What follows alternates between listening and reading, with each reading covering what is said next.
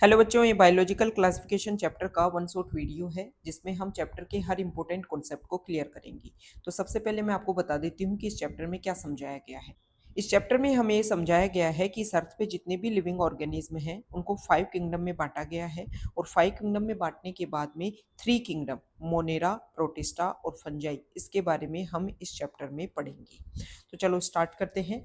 देखो, शुरुआत में क्या किया जाता था, इस अर्थ पे जितने भी लिविंग ऑर्गेनिज्म हैं उनको फूड, शेल्टर और क्लोथिंग के बेसिस पर क्लासिफाई किया जाता था। सबसे पहले एरिस्टोटल ने साइंटिफिक बेसिस पर लिविंग ऑर्गेनिज्म को दो पार्ट में बांटा, प्लांट और एनिमल। और फिर प्लांट को जो है उन्होंने सिंपल मॉर्फोलॉजिकल कैरेक्टर्स के बेसिस पर 3 पार्ट में बांटा, ट्री, श्रब्स और हर्ब्स। और जो एनिमल्स हैं उनको भी 2 ग्रुप में डिवाइड किया, जिनका रेड ब्लड है उनको अलग ग्रुप में रखा और जिनका रेड ब्लड नहीं है उनको अलग ग्रुप में रखा। हमें पता है कि ब्लड का रेड कलर जो है वो आरबीसी में जो हीमोग्लोबिन पिगमेंट होता है उसकी वजह से होता है। मतलब जिनमें आरबीसी प्रेजेंट है उनको अलग ग्रुप में रखा और जिनमें आरबीसी प्रेजेंट नहीं है उनको अलग ग्रुप में रखा। फिर सबसे पहले किंगडम वर्ड का यूज जो है वो कैरोलस लीनियस ने किया। कैरोलस लीनियस ने इस अर्थ पे जितने भी लिविंग ऑर्गेनिज्म हैं उनको 2 किंगडम में डिवाइड किया और 2 किंगडम के नाम रखे, प्लांटी और एनिमेलिया। बेसिस उन्होंने ये रखा था कि जिनमें सेल वॉल प्रेजेंट होगी वो तो प्लांटी में आ जाएंगे और जिनमें सेल वॉल एब्सेंट होगी वो एनिमेलिया में आ जाएंगे। इससे दिक्कत क्या हुई कि ना तो हम प्रोकैरियोट और यूकैरियोट में सेपरेशन कर पाए, ना ही हम जो है वो फोटोसिंथेटिक और नॉन फोटोसिंथेटिक जो हैं उनमें सेपरेशन कर पाए, और ना ही हम यूनिसेलुलर और मल्टी सेलुलर में डिफरेंस कर पाए। एक एग्जांपल देकर के आपको समझाती हूँ। देखो बेटा, जो प्लांट्स होते हैं उनमें भी सेल वॉल प्रेजेंट होती है और वो सेल वॉल जो है वो सेल्यूलोज की बनी होती है। और इसके अलावा जो फंजाई, जो आज एक अलग किंगडम है, इसमें भी सेल वॉल प्रेजेंट होती है और ये काइटिन की बनी होती है। दोनों में सेल वॉल प्रेजेंट है। इसके बेसिस पर 2 किंगडम क्लासिफिकेशन में फंजाई को और प्लांट्स को एक ही किंगडम में रखा गया था, प्लांटी में। लेकिन हमें पता है कि फंजाई होते हैं, भले ही उनमें सेल वॉल प्रेजेंट हो लेकिन वो हेटेरोट्रोफिक होते हैं, मतलब अपना खाना खुद नहीं बना सकते। लेकिन प्लांटी जो होते हैं वो अपना खाना खुद बना सकते हैं। तो ये एक 2 किंगडम क्लासिफिकेशन जो कैरोलस लीनियस ने दिया था उसकी एक कमी रही। इसके बाद में क्या किया गया, 2 किंगडम क्लासिफिकेशन में ही एक 3rd नंबर का किंगडम बना और किंगडम का नाम रखा गया प्रोटिस्टा। प्रोटिस्टा में ये किया गया कि ये जो 2 किंगडम है, प्लांटी और एनिमेलिया, इन दोनों में जितने भी यूनिसेलुलर ऑर्गेनिज्म हैं उन दोनों को निकाला गया और इस किंगडम में रख दिया गया। बाद में देखा गया एक 4th नंबर का किंगडम बना और किंगडम जो है वो साइंटिस्ट थे कोपलैंड। उन्होंने किया कि प्रोटिस्टा किंगडम में जो प्रोकैरियोट मेंबर हैं उनको निकाला कोपलैंड ने और अलग किंगडम बना दिया और किंगडम का नाम रख दिया गया मोनेरा। फिर लास्ट में 1969 में एक साइंटिस्ट आए और साइंटिस्ट का नाम था R.H. विटेकर। R.H. विटेकर ने क्या किया, 5th नंबर का किंगडम बनाया और किंगडम का नाम रख दिया फंजाई। प्रेजेंट टाइम में 5 किंगडम क्लासिफिकेशन जो है वो वैलिड क्लासिफिकेशन है और इसको ऑल ओवर वर्ल्ड जो है वो फॉलो किया जाता है। यहाँ पर एनसीईआरटी में टेबल देकर के सारा हमें समझा रखा है कि जो 5 किंगडम है उनके नेम क्या है। तो मोनेरा है, प्रोटिस्टा है, फंजाई है, प्लांटी है और एनिमेलिया है। प्लांटी और एनिमेलिया सबसे पहले कैरोलस लीनियस ने बनाया था। फिर उसके बाद में 3rd नंबर का किंगडम बना प्रोटिस्टा, 4th नंबर का किंगडम बना मोनेरा और 5th नंबर का जो किंगडम बना वो है फंजाई। 5 किंगडम में से सिर्फ एकमात्र किंगडम है मोनेरा जिसमें प्रोकैरियोट आते हैं। बचे हुए 4 किंगडम जो हैं उनमें यूकैरियोट आते हैं। प्रोकैरियोट और यूकैरियोट में क्या डिफरेंस होता है, प्रोकैरियोट वो होते हैं जिनमें जो जेनेटिक मटेरियल होता है वो जेनेटिक मटेरियल के चारों तरफ कवरिंग नहीं होती और साथ ही साथ में साइटोप्लाज्म जो होता है उसमें कोई भी मेम्ब्रेन बाउंड ऑर्गेनेल प्रेजेंट नहीं होता है। किसमें, प्रोकैरियोट में। मतलब प्रोकैरियोट की कोई सेल है तो उसमें जेनेटिक मटेरियल के चारों तरफ न्यूक्लियर मेम्ब्रेन एब्सेंट होती है, मतलब न्यूक्लियस एब्सेंट होता है और जेनेटिक मटेरियल सीधा ही साइटोप्लाज्म में रखा रहता है। और साथ ही साथ में प्रोकैरियोट्स में कोई भी सेल मेम्ब्रेन बाउंड ऑर्गेनेल नहीं होते। यूकैरियोट्स में जो जेनेटिक मटेरियल उसके चारों तरफ कवरिंग भी होगी और साइटोप्लाज्म में अलग अलग तरह के ऑर्गेनेल भी होंगे। जो प्रोकैरियोट होते हैं वो हमेशा यूनिसेलुलर होते हैं, जो यूकैरियोट होते हैं वो यूनिसेलुलर भी हो सकते हैं और मल्टीसेलुलर भी हो सकते हैं। अभी मैंने बताया कि 4 किंगडम में यूकैरियोट आते हैं, लेकिन जो प्रोटिस्टा किंगडम है इसमें सारे के सारे यूनिसेलुलर यूकैरियोट आते हैं, ये ध्यान रखना है। और बचे हुए जो 3 किंगडम है फंजाई, प्लांटी और एनिमेलिया, इनमें आते हैं मल्टी सेलुलर यूकैरियोट। फिर तीनों में डिफरेंस क्या है, तीनों में डिफरेंस ये है कि देखो तीनों में जो है वो यूकैरियोट है, फंजाई में, प्लांटी में और एनिमलिया में, तीनों में यूकैरियोट है। तीनों में मल्टी सेल, मतलब एक से ज्यादा सेल के बने हुए हैं। फंजाई में सिर्फ मल्टी सेलुलर, मतलब एक से ज्यादा सेल और सिर्फ उनमें टिश्यू जो है वो बनने लगता है। प्लांटी में धीरे धीरे जो है वो चीजें ऑर्गन की तरफ डेवलप होने लग जाती है। और एनिमलिया जो है उसमें टिश्यू भी रहता है, ऑर्गन भी रहता है और ऑर्गन सिस्टम भी देखने को मिलता है। तो अगर क्वेश्चन ये आए कि ऑर्गन सिस्टम किसमें देखने को मिलता है, सिर्फ एनिमलिया में। अगर क्वेश्चन ये आए कि टिश्यू किसमें देखने को मिलता है, तो टिश्यू फंजाई में भी, प्लांटी में भी और एनिमेलिया में भी। क्वेश्चन अगर ये आए कि ऑर्गन किस किस में देखने को मिलता है, तो ऑर्गन बनने की शुरुआत तो प्लांटी से हुई, लेकिन प्लांटी और एनिमेलिया दोनों में ऑर्गन देखने को मिलता है। अब हम बात कर लेते हैं न्यूट्रिशन की कि किसमें कैसे न्यूट्रिशन देखने को मिलता है। देखो, सबसे पहले हम शुरुआत करते हैं एनिमेलिया से। एनिमेलिया के जो मेंबर्स होते हैं वो हेटेरोट्रॉफिक होते हैं, मतलब खाना खुद नहीं बना सकते, दूसरे से खाना लेते हैं। और होलोजोइक होते हैं, फिर सेप्रोफिटिक। या तो डेड डिकेइंग मैटर से जब फूड लेंगे तो सेप्रोफिटिक बोलेंगे, और होलोजोइक का मतलब ये होता है कि कंप्लीट फूड को हम बॉडी के अंदर ले जाएं, जैसे हम खाते हैं, फिर हमारी बॉडी में एंजाइम जो है वो सिक्रीट हो, जिसकी वजह से फूड का ब्रेक डाउन हो और फिर उसका हम यूटिलाइजेशन कर सके। प्लांटी के जो मेंबर्स होते हैं वो ऑटोट्रोफिक होते हैं, अपना खाना खुद बना सकते हैं, फोटोसिंथेटिक होते हैं। लेकिन इसमें कुछ एक्सेप्शन होते हैं, जैसे कि कुछ प्लांट्स होते हैं जिनका एग्जांपल अगर मैं आपको दूं, तो उसमें एक तो होता है वीनस फ्लाई ट्रैप और एक होता है ब्लैडर वर्ट। ये क्या करते हैं, फोटोसिंथेसिस तो करते हैं, लेकिन साथ ही साथ में इंसेक्ट को ट्रैप करके उनका भी यूज करते हैं। क्योंकि बेटा ये जहां पर उगते हैं वहां पर नाइट्रोजन डेफिशिएंसी होती है सॉइल में, और जब नाइट्रोजन डेफिशिएंसी होगी तो हमें पता है कि नाइट्रोजन का यूज होता है प्रोटीन बनाने के लिए, नाइट्रोजन का यूज होगा जो जेनेटिक मटेरियल है उसको बनाने के लिए, क्योंकि जेनेटिक मटेरियल में नाइट्रोजन बेस लगती है। तो जिसकी वजह से क्या होता है, नाइट्रोजन की रिक्वायरमेंट रहती है प्लांट को। और प्लांट, क्योंकि प्लांट में रेगुलर ग्रोथ देखने को मिलती है, प्लांट जो है वो रेगुलर अपनी लेंथ बढ़ा रहा होता है। और ग्रोथ कैसे बढ़ेगी, सेल डिवाइड हो करके बढ़ेगी, मतलब हर सेल को अपनी मेम्ब्रेन बनाने के लिए, उसमें जेनेटिक मटेरियल बनाने के लिए नाइट्रोजन की रिक्वायरमेंट रहती है। और जब रिक्वायरमेंट रहेगी तो नाइट्रोजन चाहिए, और पहले ही सॉइल में नाइट्रोजन जो है वो कम है। भले ही एटमॉस्फेयर में नाइट्रोजन जो है वो 78% होता है, लेकिन उस नाइट्रोजन को प्लांट जो है वो डायरेक्टली यूज नहीं कर सकते। तो अपनी नाइट्रोजन की कमी को पूरा करने के लिए इंसेक्ट का यूज करते हैं। इंसेक्ट कहाँ से लाएंगे नाइट्रोजन, इंसेक्ट में जो कवरिंग होती है वो काइटिन की बनी होती है। काइटिन जो है वो एन एसिटाइल ग्लूकोसामिन जो है उसका पॉलीमर होता है। तो ये जो एन है वो क्या है, नाइट्रोजन है। तो इसको ब्रेक डाउन करके फिर प्लांट जो है वो यूज करते हैं। और इसी में एक एग्जांपल है कसकटा। कसकटा प्लांट, जिसको अमरबेल के नाम से भी जानते हैं, खुद फोटोसिंथेसिस नहीं कर सकता, तो ये दूसरे प्लांट के ऊपर रह करके उससे न्यूट्रिशन लेता है। तो ये पैरासिटिक फॉर्म में रहता है। और वो कैसे है, फोटोसिंथेसिस तो करते हैं वीनस फ्लाई ट्रैप और ब्लैडर वर्ट जो प्लांट है, लेकिन वो इंसेक्टिवोरस होते हैं साथ ही साथ में। अब अगर हम फंजाई की बात करें तो फंजाई कैसा होता है, फंजाई जो है वो हेटेरोट्रोफिक होते हैं, सेप्रोफिटिक होते हैं या फिर पैरासिटिक। लिविंग में प्लांट और एनिमल से अपना फूड लेंगे या फिर डेड डिकेइंग मैटर से फूड लेंगे। जो प्रोटिस्टा के जो मेंबर्स होते हैं वो ऑटोट्रोफिक होते हैं। ऑटोट्रोफिक मतलब अपना खाना खुद बनाते हैं, और खाना खुद बनाने के लिए फोटोसिंथेसिस करते हैं, सनलाइट का यूज करते हैं। और हेटेरोट्रोफिक भी हो सकते हैं, मतलब दूसरे से भी खाना ले सकते हैं।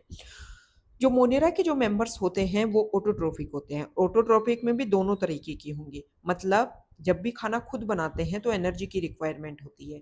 अगर एनर्जी किसी केमिकल रिएक्शन से आ रही है तो उन मोनेरन्स को, मोनेरा के वो मेंबर जो केमिकल एनर्जी का यूज करते हैं, उनको कीमोसिंथेटिक बोल देते हैं। और अगर एनर्जी जो है वो सनलाइट से आ रही है और फिर वो फूड बना रहे हैं, तो उनको हम फोटोसिंथेटिक बोल देते हैं। और मोनेरा के जो मेंबर्स हैं वो हेटेरोट्रोफिक भी हो सकते हैं। और हेटेरोट्रोफिक मतलब जो दूसरे से खाना ले, इसमें सेप्रोफिटिक भी हो सकते हैं और पैरासिटिक भी हो सकते हैं। अब आर.एच. विटेकर ने जो 5 किंगडम क्लासिफिकेशन दिया था उसमें उन्होंने कुछ बेसिस रखा था। उन्होंने ये बोला था कि जो भी लिविंग ऑर्गेनिज्म है उनको हम, उनकी सेल की स्ट्रक्चर कैसी है, सेल जो है वो प्रोकैरियोट है या फिर यूकैरियोट है। इसके अलावा उनके बॉडी का ऑर्गेनाइजेशन, थैलस ऑर्गेनाइजेशन कैसा है, मतलब वो यूनिसेलुलर है या फिर मल्टी सेलुलर है।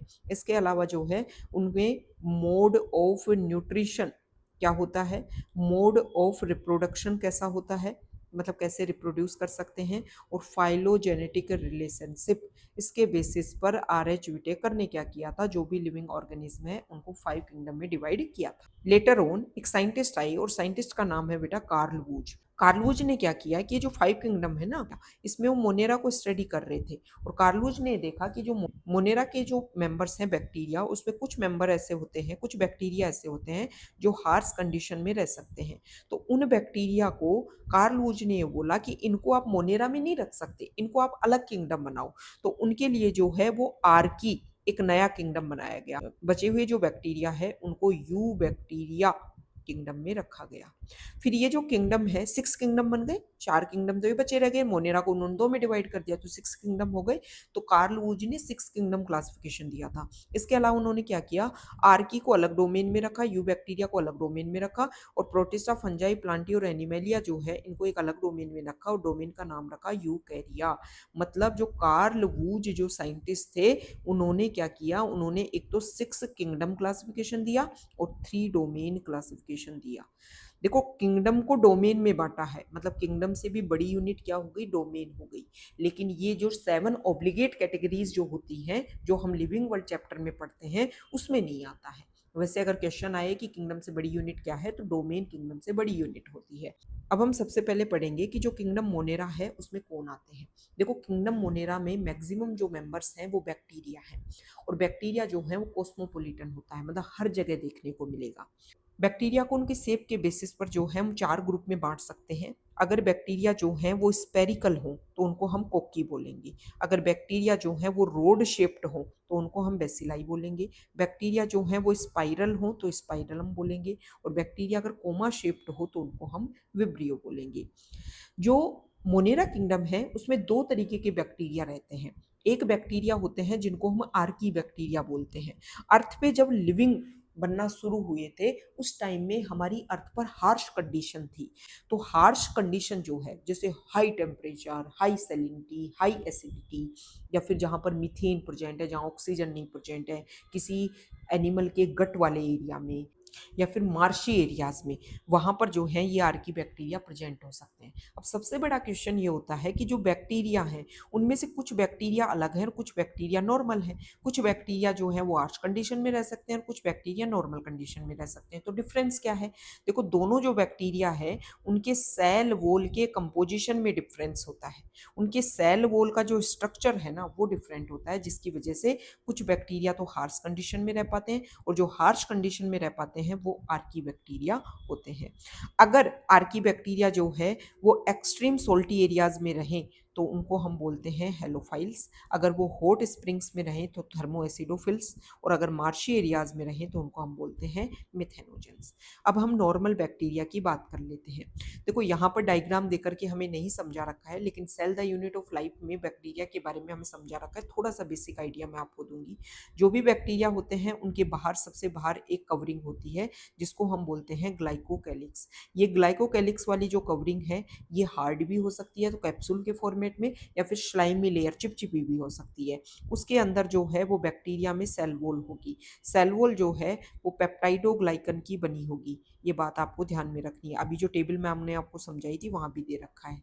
उसके अंदर जो है वो सेल मेम्ब्रेन प्रेजेंट होगी और सेल मेम्ब्रेन जो है वो जगह जगह अंदर की तरफ ऐसे इनफोल्डिंग्स बना लेती है। जैसे यूकैरियोट में सेल मेम्ब्रेन देखने को मिलती है वैसे ही प्रोकैरियोट में होती है।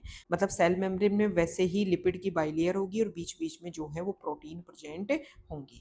सेल मेम्ब्रेन की जो स्ट्रक्चर है वो प्रोकैरियोट यूकैरियोट दोनों में सिमिलर होती है। इसके अंदर जो है वो सीधा जेनेटिक मटेरियल साइटोप्लाज्म में प्रेजेंट होता है। इस जेनेटिक मटेरियल को न्यूक्लियोइड बोल देते हैं और इस जेनेटिक मटेरियल को अगर क्रोमोसोम में कन्वर्ट किया जाए तो ये से एक क्रोमोसोम जो है वो बन सकता है। कुछ कुछ बैक्टीरिया में इस जेनेटिक मटेरियल के अलावा एक एक्स्ट्रा में जेनेटिक मटेरियल और होता है, उसको हम प्लाज्मिड बोल देते हैं। ये प्लाज्मिड जिन जिन बैक्टीरिया में प्रेजेंट होगा उनको एक्स्ट्रा कैरेक्टर देगा। मैंने बोला जिन जिन बैक्टीरिया में, मतलब हर बैक्टीरिया में प्लाज्मिड प्रेजेंट नहीं होता है। इसके अलावा जो बैक्टीरिया होते हैं उनमें कुछ इंक्लूजन बॉडीज होती हैं कुछ स्टोरेज करने के लिए, और एक बैक्टीरिया होता है जिसको साइनोबैक्टीरिया बोलते हैं, जिसको हम ब्लू ग्रीन एल्गी भी बोलते हैं। उसमें ये सेल मेम्ब्रेन जो है वही एक स्ट्रक्चर बना लेता है जिसको बेटा क्रोमेटोफोर बोलते हैं, और इसी क्रोमेटोफोर में जो है वो पिगमेंट्स प्रेजेंट होते हैं और इन पिगमेंट्स में पावर होती है सनलाइट को ट्रैप करने की। तो इस स्ट्रक्चर को बोल देते हैं क्रोमेटोफोर। और ये जो स्ट्रक्चर हमने अभी बनाई जो इनफोल्डिंग से, इसको बोल देते हैं बेटा मीसोसोम। मीसोसोम क्या करेगा, जो हमारे अंदर माइटोकॉन्ड्रिया काम करता है वो प्रोकैरियोट में मीसोसोम काम करता है। मतलब माइटोकॉन्ड्रिया का एनालोगस हो गया कौन, मीसोसोम प्रोकैरियोट में। यू बैक्टीरिया, ट्रू बैक्टीरिया अलग अलग टाइप के हो सकते हैं, जैसे नॉर्मल बैक्टीरिया ऐसा हो गया, या फिर माइकोप्लाज्मा। माइकोप्लाज्मा में सब कुछ होगा, बस सेल वॉल नहीं होगी, ये ध्यान रखना है। मतलब मोनेरा किंगडम का एकमात्र मेंबर ऐसा है माइकोप्लाज्मा जिसमें सेल वॉल क्या होती है, एब्सेंट होती है। इस अर्थ पे जितने भी लिविंग ऑर्गेनिज्म है उनमें सबसे स्मॉलेस्ट ऑर्गेनिज्म होता है माइकोप्लाज्मा। जहां पर O2 प्रेजेंट ना हो वहां भी रह सकता है माइकोप्लाज्मा, मतलब फैकल्टेटिव एनएरोब्स होता है। और साथ ही साथ में माइकोप्लाज्मा जो है वो पैरासिटिक भी होता है, डिजीज भी कोज करता है। यहाँ पर एग्जाम्पल दे रखा है ब्लू ग्रीन एल्गी। जो साइनोबैक्टीरिया होते हैं उसमें क्या होता है, उसमें सेम ऐसी स्ट्रक्चर होगी, बस उसमें ये क्रोमेटोफोर और प्रेजेंट हो जाएंगे जिसमें सनलाइट को ट्रैप करने की पावर हो। इस अर्थ पे सबसे पहले सनलाइट को ट्रैप करके फोटोसिंथेसिस करके फूड किसने बनाया था, तो वो है ब्लू ग्रीन एल्गी, मतलब साइनोबैक्टीरिया। इसके अलावा साइनोबैक्टीरिया जो है उसमें नाइट्रोजन फिक्सेशन करने की भी पावर होती है। नाइट्रोजन फिक्सेशन करने की पावर जो है वो प्रोकैरियोट में देखने को मिलती है, क्योंकि नाइट्रोजन फिक्सेशन करने के लिए नाइट्रोजिनेज एंजाइम चाहिए, और नाइट्रोजिनेज एंजाइम जो है वो प्रोकैरियोट में देखने को मिलता है। नाइट्रोजिनेज एंजाइम की ऑक्सीजन से दुश्मनी है, जैसे ही ऑक्सीजन दिखेगी वैसे ही नाइट्रोजिनेज एंजाइम काम करना बंद कर देता है। तो ये जो ब्लू ग्रीन एल्गी है वो क्या करते हैं, यहाँ पर नोस्टो का एग्जाम्पल दे रखा है, एक फिलामेंटस। इसमें क्या होता है कि जो ब्लू ग्रीन एल्गी है उसमें फोटोसिंथेसिस हो सकती है, तो ये नॉर्मल सेल जो है ये फोटोसिंथेसिस करेंगे, इनमें जो पिगमेंट्स प्रेजेंट है इसमें यूज करके फोटोसिंथेसिस करेंगी।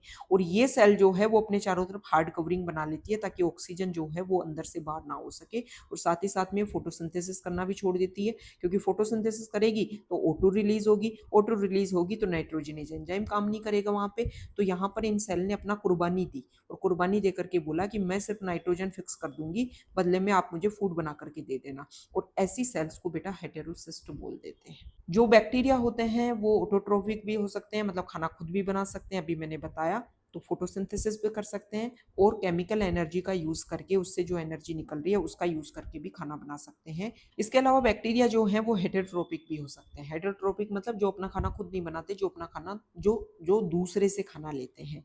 तो इसमें जो बैक्टीरिया होते हैं, जो हेटेरोट्रोपिक बैक्टीरिया होते हैं, इसमें मेनली जो है वो डिकम्पोजर्स होते हैं। ये जो हेटेरोट्रोपिक बैक्टीरिया होते हैं इनका ह्यूमन लाइफ पे काफी सिग्निफिकेंट रोल होता है। मिल्क से कर्ड को बनाने में, एंटीबायोटिक बनाने में, नाइट्रोजन फिक्सेशन करने में काफी इंपॉर्टेंट रोल प्ले करते हैं। और साथ ही साथ में इनकी वजह से बहुत सारी, साथ ही साथ में इनकी वजह से कुछ डिजीज भी हो सकती हैं, जैसे ह्यूमन बींग्स को, क्रॉप्स को, फार्म एनिमल्स को, पेट्स को कुछ डिजीज भी देखने को मिल सकती है। अब सबसे इंपॉर्टेंट क्वेश्चन ये आता है कि एक बैक्टीरिया डिवाइड कैसे करता है। नॉर्मल जब फेवरेबल कंडीशन है तो बैक्टीरिया जो है वो क्या करेगा, अपने जेनेटिक मटेरियल को डिवाइड होने से जस्ट पहले डबल करेगा, 2 सेल्स में, फिर अपने आप को डिवाइड कर देगा। ये यहाँ पर आपको दिखा रखा है ए डिवाइडिंग बैक्टीरियम। तो ये नॉर्मल बैक्टीरिया होगा, इसने नार्मल, ये जो मान लो ये इसका जेनेटिक मटेरियल था, इसने इसको डबल किया, और डबल करके आधा जेनेटिक मटेरियल इधर चला गया, आधा इधर चला गया, और बीच में इस तरीके से जो है वो डिवाइड होने लग गया।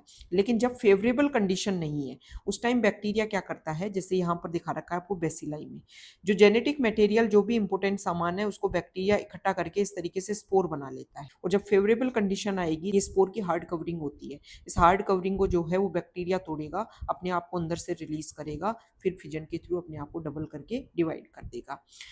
इसके अलावा जो बैक्टीरिया होते हैं उनमें प्रिमिटिव टाइप का सेक्सुअल रिप्रोडक्शन भी देखने को मिलता है। मतलब ना तो गैमेट्स बनते हैं, ना ही कोई कोपुलेटरी ऑर्गन होता है, बस क्या होता है, एक बैक्टीरिया से निकल करके जेनेटिक मटेरियल जो है वो दूसरे में चला जाए। तो कैसे जाएगा, अगर एक बैक्टीरिया से दूसरे बैक्टीरिया में कॉन्जुगेशन ट्यूब के थ्रू जेनेटिक मटेरियल जाए तो इसको कॉन्जुगेशन बोल देते हैं। एक बैक्टीरिया में जेनेटिक मटेरियल जो है वो आसपास के मीडियम से आ जाए किसी भी तरीके से दूसरे बैक्टीरिया का, तो इसको ट्रांसफॉर्मेशन बोलते हैं। और अगर एक बैक्टीरिया में जेनेटिक मटेरियल एक वायरस के थ्रू आ जाए तो उसको ट्रांसडक्शन बोलते हैं। ये बात आपको ध्यान में रखनी है। अब आ जाते हैं हम किंगडम प्रोटिस्टा पर। किंगडम प्रोटिस्टा जो है उसमें इस अर्थ पर जितने भी यूनिसेलुलर यूकैरियोट्स हैं वो सारे के सारे आते हैं। मतलब सारे कैरेक्टर जो हैं वो यूकैरियोट्स वाले होंगे, लेकिन सबसे इंपॉर्टेंट बात, वो यूकैरियोट सिर्फ एक सेल के बने होंगे। इसमें अब यूकैरियोट्स हैं तो इसमें जो भी सेल होगी उसमें डिफाइंड न्यूक्लियस होगा, और साथ ही साथ में साइटोप्लाज्म में हर तरीके के ऑर्गेनेल भी होंगे। प्रोटिस्टा में जो मेंबर्स हैं उनको मैं 3 कैटेगरी में डिवाइड करूंगी। इसमें एक जो ग्रुप बनेगा क्राइसोफाइट, डाइनोफ्लैजिलेट और यूग्लेनोइड्स। इसके अलावा एक ग्रुप जो है वो प्रोटिस्टा का बन जाएगा स्लाइम मोल्ड का, और एक ग्रुप जो है वो बन जाएगा प्रोटोजोन्स का। क्राइसोफाइट, डाइनोफ्लैजिलेट और यूग्लियनोइड्स, ये तीनों के तीनों जो हैं वो फोटोसिंथेसिस कर सकते हैं, लेकिन क्राइसोफाइट जो है उसमें फ्लैजिला एब्सेंट होता है, वो अपने लेवल पर मूव नहीं कर सकता है, वाटर में प्रेजेंट होगा, और ओशियन में जो है वो चीफ प्रोड्यूसर होता है इसका एक मेंबर डायटम्स। चीफ प्रोड्यूसर मतलब फोटोसिंथेसिस करके फूड बनाएगा। डाइनोफ्लैजिलेट जो है उसमें सेल वॉल प्रेजेंट होगी, क्राइसोफाइट में सेल वॉल प्रेजेंट होती है, उस सेल वॉल में सिलिका का डिपोजिशन होता है, जिसकी वजह से जब क्राइसोफाइट मर जाते हैं तो ये सिलिका जो है वो लंबे टाइम तक ओशन में प्रेजेंट रहती है और इकट्ठी हो करके वहां पर इस तरीके का स्टैकअप बना लेगी, जिसको जो है वो डाई एटमोसियस अर्थ बोलते हैं। अब सिलिका प्रेजेंट है तो ग्रिटी नेचर होगा, तो पॉलिशिंग में, स्क्रबिंग में और साथ ही साथ में सीरप को, ऑयल को फिल्टर करने में भी इनका यूज किया जाता है क्राइसोफाइट का। डाइनोफ्लैजिलेट जो है इसमें दो फ्लैजिला होंगे एक दूसरे के 90 डिग्री पर। साथ ही साथ में डाइनोफ्लैजिलेट में एक मेंबर होता है जिसको बोलते हैं गोनियोलैक्स। गोनियोलैक्स जो है वो अपने आप को बहुत जल्दी जल्दी रैपिड मल्टीप्लिकेशन करता है, और इसका कलर जो है वो रेड कलर, ऐसा लगता है जैसे रेड कलर का टाइड आ रहा है, तो किसकी वजह से हो रहा है? गोनियोलैक्स। यूग्लेनोइड्स जो है उसमें जब सनलाइट रहेगी तो अपना खाना खुद बना लेगा, और जब सनलाइट नहीं रहती है तो दूसरे एनिमल को मार के खा लेता है, मतलब ये प्रीडेटर की तरह भी बिहेव करता है। अब बात बता देती हूँ तुम्हें स्लाइम मोल्ड की। स्लाइम मोल्ड जो है वो नॉर्मल कंडीशन में इस तरीके से होता है, बहुत सारे न्यूक्लियस होते हैं, और इस स्ट्रक्चर को हम बोल देते हैं प्लाज्मोडियम। ये वो प्लाज्मोडियम नहीं है जिसकी वजह से मलेरिया हो रहा है, ये प्लाज्मोडियम जो है वो स्लाइम मोल्ड की बॉडी को बोल रहे हैं। अब ये नॉर्मल कंडीशन में तो स्लाइम मोल्ड जो है वो प्लाज्मोडियम के फॉर्म में रहता है, लेकिन जब कंडीशन ऐसी होगी कि हार्श कंडीशन आ गई, अब ये अपने आप को सर्वाइव नहीं कर सकता, तो उस टाइम में ये क्या करेगा कि अपने ऊपर यहाँ पर जो है वो फ्लोटिंग बॉडीज बना लेगा, जिसमें इस तरीके से इसमें स्पोर का फॉर्मेशन होगा, और ये जो स्पोर है इनमें जो है वो सेल वॉल देखने को मिलेगी प्लांटी की तरह, और ये स्पोर जो है वो एयर करंट के थ्रू जो है वो एक जगह से दूसरी जगह जाएंगे, और जब फेवरेबल कंडीशन आएगी तो स्पोर जो है वो दोबारा से जर्मिनेट कर नई प्लाज्मोडियम बॉडी बना देंगे। स्लाइम मोल्ड जो है वो डेड डिकेइंग के ऊपर रहते हैं और वहीं से फूड लेते हैं। मतलब ये तीन, क्राइसोफाइट, डाइनोफ्लैजिलेट, यूग्लियनोइड, इनमें तो जो है वो प्लांटी जैसे कैरेक्टर है। स्लाइम मोल्ड में जो है वो किसके जैसे? फंजाई जैसे कैरेक्टर देखने को मिले। और एक बनता है, एक पार्ट है प्रोटिस्टा का, प्रोटोजोन्स। प्रोटोजोन्स जो होते हैं वो एनिमल के एंसेस्टर होते हैं, ये अपना खाना खुद नहीं बना सकते, हेटेरोट्रोफिक होते हैं, इनमें सेल वॉल एब्सेंट होती है। तो ये प्रोटोजोन 4 टाइप के होते हैं। लोकोमोटरी ऑर्गेनेल जो है वो क्या है? अगर सूडोपोडिया है तो अमीबोइड है, इसमें अमीबा आता है। अगर लोकोमोशन के लिए जो है वो सीलिया है, सीलिएटेड प्रोटोजोन्स बोलते हैं, इसमें एग्जाम्पल जो है वो पैरामीशियम का आता है, जिसमें इस तरीके से सीलिया प्रेजेंट होंगे। इसके अलावा फ्लैजिलेटेड प्रोटोजोन्स भी होते हैं, ट्रिपेनोसोमा एग्जाम्पल आता है, ट्रिपेनोसोमा की वजह से स्लीपिंग सिकनेस जो है वो देखने को मिलती है।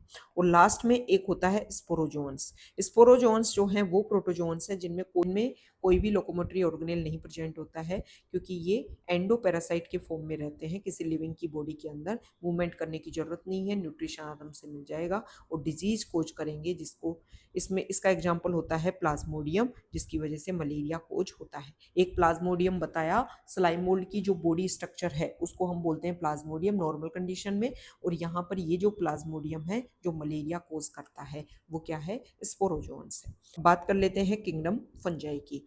किंगडम फंजाई जो है वो मैंने बताया इनमें सेल वॉल मिलेगी काइटिन की बनी हुई, और साथ ही साथ में कुछ फंजाई जो है उसमें सेल वॉल में काइटिन के साथ साथ पॉलीसेकेराइड भी प्रेजेंट होगा। जो फंजाई होते हैं उनकी बॉडी कैसी हो सकती है? इस तरीके से, इस तरीके की स्ट्रक्चर होती है और ऐसे न्यूक्लियस हो, या फिर क्या होता है ऐसी स्ट्रक्चर हो, बीच बीच में सेप्टा प्रेजेंट हो और ये न्यूक्लियस प्रेजेंट हो। फंजाई में 4 क्लास होती है, फाइकोमाइसेटीज, एस्कोमाइसेटीज, बेसिडियोमाइसेटीज और ड्यूटेरोमाइसेटीज। फाइकोमाइसेटीज होती है उसमें बॉडी जो है वो ऐसी होगी, मतलब एसेप्टेड कंडीशन और एक से ज्यादा न्यूक्लियस, मतलब सिनोसिटिक कंडीशन होती है। और एस्को, बेसिडियो और ड्यूटेरोमाइसेटीज जो है उनमें बॉडी ऐसी होती है। फंजाई आपको किसी भी हैबिटाट में देखने को मिल सकती है, बस उसको ह्यूमिडिटी चाहिए और थोड़ा सा टेम्परेचर, बस उसको ह्यूमिडिटी चाहिए और साथ में टेम्परेचर चाहिए। अगर प्रॉपर उसको कंडीशन मिल जाती है तो फंजाई कहीं भी डेवलप हो जाएगी। फंजाई अपना खाना जो है वो मैक्सिमम क्या करती है? सेप्रोफिटिक फॉर्म में डेड डिकेइंग मैटर जो है उससे सोल्यूबल ऑर्गेनिक मैटर जो है उसको एब्जॉर्ब करती है, या फिर कभी कभी ये लिविंग प्लांट और एनिमल की बॉडी पर रह करके पैरासिटिक फॉर्म में भी रह सकती है, और कभी कभी ये दूसरे लिविंग के साथ में सिम्बायोटिक रिलेशनशिप में भी रहती है। अगर एल्गी के साथ में रिलेशन बनाए फंजाई तो उसको लाइकेन बोलते हैं, और अगर ये हायर प्लांट के रूट के साथ में रिलेशन बनाए तो उस रिलेशन को माइकोराइजा बोलते हैं। जो फंजाई होते हैं उनमें वेजिटेटिव रिप्रोडक्शन भी होता है, एसेक्सुअल रिप्रोडक्शन भी होता है, सेक्सुअल रिप्रोडक्शन भी होता है। सेक्सुअल रिप्रोडक्शन कैसे होता है, मान लो ये दो फंजाई हैं, ये दो फंजाई के जो हैं वो माइसीलियम प्रेजेंट है, ऐसी कंडीशन है, तो इसमें क्या होगा सबसे पहले, या फिर ऐसी कंडीशन है, इसमें क्या होगा कि सबसे पहले दो सेल जो हैं वो पास पास आएंगी इस तरीके से। सबसे पहला काम क्या होता है, इसमें भी ये कंडीशन, मान लो ये दो सेल जो है वो पास पास आई, अब इनका न्यूक्लियस यहाँ पे आ जाएगा, तो सबसे पहला क्या होगा, ये दोनों सेल जो हैं वो आपस में फ्यूज हो जाएंगी, और फ्यूज होकर के ऐसी कंडीशन इनमें बन जाएगी, दो न्यूक्लियस। इस वाले में क्या होता है, जैसे ही ये दो न्यूक्लियस पास में आई, जैसे ही ये दो न्यूक्लियस पास में आए वैसे ही फ्यूज होकर के डबल, भाई फंजाई जो है वो हैप्लॉइड होता है, हैप्लॉइड हैप्लॉइड पास में आएगा तो डिप्लॉइड कंडीशन बन जाएगी, और इसको हम बोल देते हैं जाइगोट। जैसे ही जाइगोट बनेगा, ये वाली कंडीशन किस में है, फाइकोमाइसिटीज क्लास में है, तो उसमें जाइगोट बनेगा, जाइगोट में मियोसिस हो जाएगा और मियोसिस होकर के स्पोर बन जाएंगे, ठीक है। और अगर हम सेप्टेट वाले की एस्को बेसिडियो की बात करें तो उसमें क्या होगा, इस तरीके से पास पास आएंगे, ये डाइकैरियोन कंडीशन बोल रहे हैं, ये दो न्यूक्लियस पास पास में, पहला तो स्टेप क्या हो गया, दोनों के साइटोप्लाज्म आपस में मीट कर गए सेल के, उसको बोलेंगे प्लाज्मोगेमी। फिर ये जो दो अलग अलग न्यूक्लियस हैं ये आपस में मीट करेंगे, ये जो दो अलग अलग कंडीशन होती है, अलग अलग न्यूक्लियस प्रेजेंट होता है, इसको बेटा डाइकैरियोन कंडीशन बोलते हैं। कैरियोन वर्ड जो है वो न्यूक्लियस के लिए आता है, डाई मतलब टू, टू कैरियोन प्रेजेंट है, दो। फिर धीरे धीरे क्या होगा, ये न्यूक्लियस पास में आएंगे, ये आपस में फ्यूज कर जाएंगे, और फ्यूज करके जो है वो ऐसी कंडीशन हो जाएगी, ये डिप्लॉइड कंडीशन हो जाएगी, इसको बोलेंगे जाइगोट। यहाँ पर जो है वो फ्रूटिंग बॉडीज का फॉर्मेशन होगा। अगर एस्कोमाइसिटीज क्लास है तो ऐसी फ्रूटिंग बॉडीज बनेगी जिसको सैकलाइक बोलते हैं, और अगर बेसिडियोमाइसिटीज है तो उसमें जो है वो ऐसी इस तरीके की फ्रूटिंग बॉडीज बनेगी जिसमें स्पोर बाहर बनेंगे, इसको बेसिडियोमाइसिटीज में, इसको ब्रैकेट फंजाई बोल देते हैं। तो अलग अलग टाइप की फंजाई, अलग अलग टाइप की फ्रूटिंग बॉडीज जो है वो अलग अलग क्लास में देखने को मिलती है। तो इसी के बेसिस पर फंजाई की जो क्लास है वो बनाई गई है कि माइसीलियम का मॉर्फोलॉजी कैसा है। अगर एसेप्टेट कंडीशन है तो फाइकोमाइसिटीज में रख देंगे, और सेप्टेट कंडीशन है तो बची हुई तीन क्लास में। स्पोर का फॉर्मेशन कैसे हो रहा है, एसेक्सुअल हो रहा है, सेक्सुअल हो रहा है, उसके बेसिस पर, और फ्रूटिंग बॉडीज कैसी बनती है। एक बात याद रखना कि फंजाई की जो बेसिडियोमाइसिटीज क्लास होती है उसमें एसेक्सुअल रिप्रोडक्शन एब्सेंट होता है, और फंजाई की जो ड्यूटेरोमाइसिटीज क्लास होती है उसमें सेक्सुअल रिप्रोडक्शन एब्सेंट होता है, इसलिए ड्यूटेरोमाइसिटीज को इम्परफेक्ट फंजाई भी बोल देते हैं, क्योंकि इसमें सेक्सुअल रिप्रोडक्शन को परफेक्ट स्टेज बोलते हैं, वो इसमें एब्सेंट देखने को मिलता है, ठीक है। अब यहाँ पर प्लांटी और एनिमेलिया की बात की गई है। देखो प्लांटी में कौन आएंगे बता दिया था आपको, प्लांटी और एनिमेलिया दोनों में कौन आते हैं, मल्टीसेलुलर, दोनों में यूकैरियोट्स। बस डिफरेंस क्या है, प्लांटी में जो मेंबर्स होंगे उनमें सेल वॉल प्रेजेंट होंगी, और जो एनिमल्स में जो मेंबर्स होते हैं उनमें सेल वॉल एब्सेंट होती है। तो प्लांटी में जो फूड का स्टोरेज होता है, प्लांटी अपना खाना खुद बना सकते हैं, क्लोरोफिल प्रेजेंट होगा, एनिमल अपना खाना खुद नहीं बना सकते क्योंकि उनमें क्लोरोफिल एब्सेंट होता है। प्लांटी अपने फूड को जो बनाएंगे उसको स्टोर करेंगे बॉडी में स्टार्च के फॉर्म में, एनिमल अपनी बॉडी में फूड को स्टोर करेंगे ग्लाइकोजन और फैट की स्टोर में। प्लांटी में एक बात याद रखना, प्लांटी में दो जो है वो स्टेज देखने को मिलती है, एक गैमेटोफिटिक स्टेज होती है और एक स्पोरोफिटिक स्टेज होती है। जो गैमेटोफिटिक स्टेज होती है, जो स्पोरोफिटिक स्टेज होती है, गैमेटोफिटिक हमेशा एप्लॉइड होंगे और स्पोरोफिटिक हमेशा डिप्लॉइड होंगे। तो पूरी लाइफ साइकिल में प्लांट की में कभी गैमेटोफिटिक स्टेज देखने को मिलती है, कभी स्पोरोफिटिक स्टेज। इसको अल्ट्रेशन ऑफ जनरेशन बोलते हैं, ये कैरेक्टर देखने को मिलता है प्लांटी में। अब क्या किया गया कि आर एच व्हिटेकर ने 1969 में जब 5 किंगडम क्लासिफिकेशन दिया था तो उन्होंने कुछ कुछ ऐसे ऑर्गेनिज्म थे उनको किसी भी कैटेगरी में नहीं रखा, जैसे कि वायरस, वायरोइड, प्रियोन्स, क्योंकि तीनों के तीनों क्या होते हैं, एसेलुलर होते हैं। होता क्या है समझा देती हूँ। लाइकेंस जो है वो एक सिम्बायोटिक रिलेशनशिप है किस किस के बीच में, एल्गी या फिर ब्लू ग्रीन एल्गी, और साथ में होता है फंजाई। फंजाई जो मेंबर होता है उसको हम बोल देते हैं माइकोबाइंट, एल्गी जो मेंबर होता है ब्लू ग्रीन एल्गी होता है उसको हम बोल देते हैं फाइकोबाइंट। फंजाई क्या करेगा, एक तो वाटर का एब्जॉर्प्शन कर लेगा, साथ ही साथ में जो है वो मिनरल्स न्यूट्रिएंट्स का एब्जॉर्प्शन कर लेगा, और एक सबसे इंपॉर्टेंट बात, ये एल्गी को या ब्लू ग्रीन एल्गी को शेल्टर देता है। बदले में एल्गी और ब्लू ग्रीन एल्गी फोटोसिंथेसिस करके फूड बना लेंगे और ये फंजाई को दे देंगे, फंजाई इनको ये सारी चीजें दे देगा, क्या क्या, न्यूट्रिएंट्स, मिनरल्स, वाटर एब्जॉर्प्शन करके और शेल्टर प्रोवाइड कर देगा। तो इसमें क्या होता है, लाइकेन में पता ही नहीं चल पाता, दोनों इतने मिलकर के साथ में रहते हैं, पता ही नहीं चल पाता ये दो अलग अलग ऑर्गेनिज्म है। तो आर्यन व्हिटेकर ये पहचान ही नहीं पाए कि भाई इसको किस में रखें, ऐसे ऐसे सिम्बायोटिक रिलेशनशिप को आप किस में रखोगे, कौन से किंगडम में रखोगे, तो इनको क्लासिफिकेशन नहीं किया गया था। वायरस वायरोइड को मैं अगर हम बताऊं, देखो वायरस जो होते हैं उसमें एक प्रोटीन की कवरिंग होती है और अंदर जेनेटिक मटेरियल होता है। जो वायरोइड होता है उसमें सिर्फ जेनेटिक मटेरियल होता है आरएनए, और जो प्रियोन्स होता है उसमें सिर्फ प्रोटीन की कवरिंग होती है।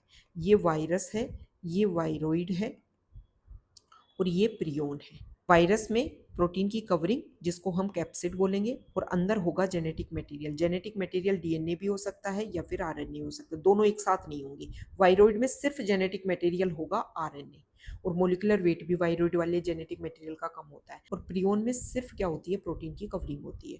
अब आप मुझे बताओ कि दोनों का साइज किसका सिमिलर है। भाई वायरस और प्रियोन दोनों में प्रोटीन कवरिंग होती है, दोनों का साइज सिमिलर रहेगा। वायरोइड का साइज जो है वो वायरस से कम होएगा, क्योंकि वायरोइड में सिर्फ क्या है, इसमें सिर्फ और सिर्फ जो है वो जेनेटिक मटेरियल देखने को मिलता है। समझ में आई बात। अब अगर हम बात करें तो प्रियोन जो है वो भले ही इसमें से प्रोटीन की कवरिंग हो, लेकिन इसकी वजह से न्यूरल डिजीज देखने को मिलती है। कैटल्स में डिजीज देखने को मिली, और ऐसी ही डिजीज जो है वो ह्यूमन में भी देखने को मिलती है, जिसको क्रुट्सफेल्ट जैकब डिजीज बोलते हैं ह्यूमन में, और एनिमल्स में बोलते हैं बोवाइन स्पॉन्जिफॉर्म एनसेफेलोपैथी या फिर mad cow disease in cattle. Viroid की डिस्कवरी जो है वो 1971 में एक टी.ओ. नाम के साइंटिस्ट ने की थी। उन्होंने बताया कि सिर्फ जेनेटिक मटेरियल जो है वो भी potato spindle tuber disease create कर सकता है। वायरस की डिस्कवरी के बारे में 3 साइंटिस्ट का बारे में बताया गया है। वायरस के बारे में सबसे पहले 1892 में एक साइंटिस्ट हुए थे डिमित्री इवानोव्स्की। उन्होंने क्या किया, टोबैको में जो मोजेक डिजीज होती है उसके बारे में पता लगाया और ये बात बताई। तब वायरस का नहीं पता था, तब ये लगता था कि ये जो टोबैको में जो डिजीज होती है ना, ये बैक्टीरिया की वजह से होती है। फिर उन्होंने ये बताया कि ये जो डिजीज है वो बैक्टीरिया की वजह से तो नहीं होती, ये कोई अदर ऑर्गेनिज्म है जिसकी वजह से डिजीज हो रही है। फिर 1898 में बीजरनिक नाम के साइंटिस्ट हुए। उन्होंने क्या किया कि ये जो ऑर्गेनिज्म है जिसकी वजह से डिजीज हो रही है वो वायरस है, मतलब वायरस नाम जो है वो बीजरनिक ने दिया था। वायरस का मतलब होता है वीनम या फिर पॉइजनस फ्लूइड। कि वायरस में जेनेटिक मटेरियल आरएनए भी हो सकता है और डीएनए भी हो सकता है। तो आरएनए और डीएनए में अगर मैं बात करूं तो जो प्लांट होते हैं उनमें अगर मैं आपको समझाऊं तो प्लांट में सिंगल स्ट्रैंडेड आरएनए देखने को मिलता है। जो एनिमल मैक्सिमम प्लांट वायरस जो हैं वो ऐसे होते हैं, लेकिन कुछ एक्सेप्शन भी हो सकते हैं।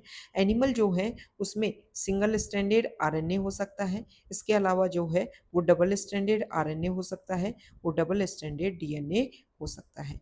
और जो बैक्टीरियोफेज होते हैं, बैक्टीरियोफेज वो वायरस जो किसी बैक्टीरिया को इन्फेक्ट कर सकते हैं, इसमें डबल स्ट्रैंडेड डीएनए होता है। वायरस कुछ डिजीज भी कर सकते हैं। अगर कोई प्लांट वायरस से इन्फेक्टेड है तो हम कैसा पता करें, प्लांट की जो लीफ है उसमें मोजेक ऐसी स्ट्रक्चर बनने लग जाएंगी, मतलब ग्रीन ग्रीन पार्ट हट करके सफ़ेद सफ़ेद चकत्ते। साथ ही साथ में उसकी लीफ जो है वो कर्ल होने लग जाएगी। जब लीफ कर्ल होगी तो कम सरफेस एरिया होगा, कम फोटोसिंथेसिस होगा, जिसकी वजह से येलोइंग वेन होने लग जाएगी, येलो होने लग जाएंगी लीफ। ठीक है, प्लांट की ग्रोथ जो है वो स्टंट हो जाती है, प्लांट जो है वो छोटा रह जाता है। इसके अलावा वायरस की वजह से कुछ और डिजीज हो सकती हैं। वायरस की वजह से HIV जो डिजीज़ है वो वायरस की वजह से हो सकती है। मम्प्स जो है वो वायरस की वजह से हो सकती है। स्मॉल पॉक्स, हर्पीज और इन्फ्लुएंजा। ठीक है, तो ये हमने इस चैप्टर के बारे में हर एक बेसिक इंपॉर्टेंट फैक्ट को कवर कर लिया है। अगर आपने इस वीडियो को लास्ट तक देख लिया तो इस चैप्टर के हर एक फैक्ट आपके क्लियर हो जाएंगे।